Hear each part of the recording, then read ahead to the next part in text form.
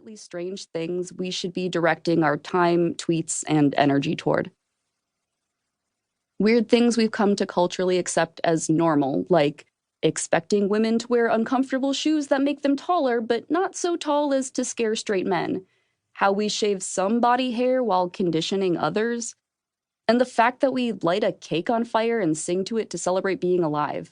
Sometimes all I want to do is rip off my BOGO heels and scream, "What is even going on here?" There are rituals, specifically those of womanhood, that I follow blindly, only pausing briefly to contemplate why I think I need a $25 candle that smells like an ocean that doesn't exist.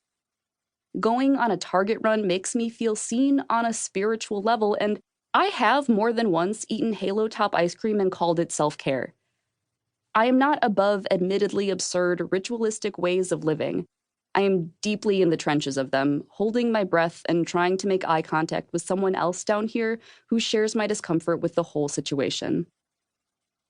I know I don't have all, or perhaps any of the answers when it comes to feeling normal in our weird human flesh. I don't know all the steps to freeing either the nipple or my increasing number of nipple hairs, but I do know that I can't keep up with all the tweezing, tittering, trimming, and shrinking socially required to be a normal human woman in this weird-ass world. I'm fucking tired. At the end of the day, sometimes I just want to laugh, or half smile, or do one of those appreciatory, silently blow air out of my nose but not really laughs. Maybe we can all exhale a little together.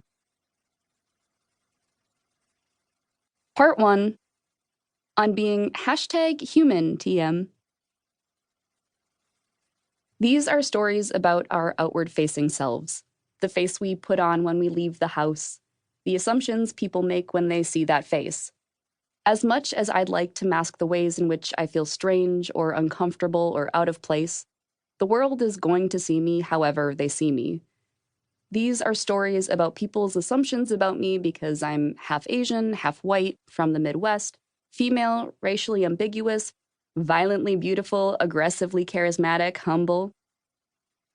These are stories about how I've hidden behind the people I've pretended to be, and the people I'm expected to be, how I often feel I'm performing normality rather than just living it. They're about the fact that these are all standard practices of being a person. I am the girl from your tampon commercials. Everyone starts out strange. As children, we're all just tiny little weirdos testing the limits of what is normal, acceptable behavior, and what makes our parents blush or swear in public.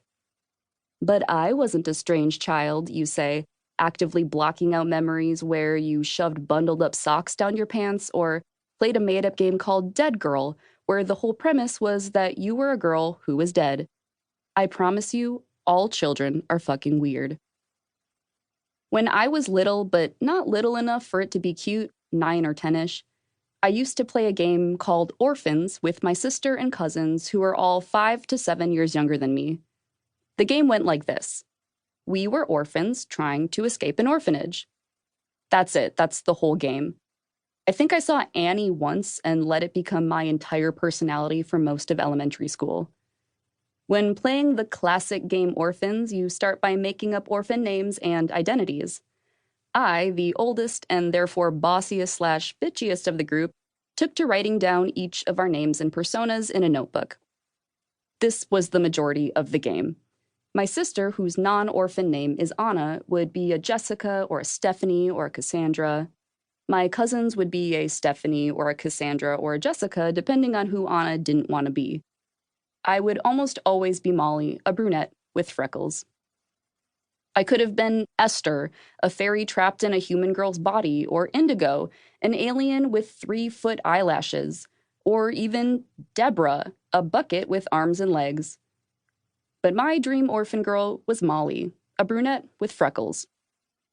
That, I suppose, was the epitome of a pretty girl to me, as someone who was, is, always will be half Asian, half white, and wholly racially ambiguous.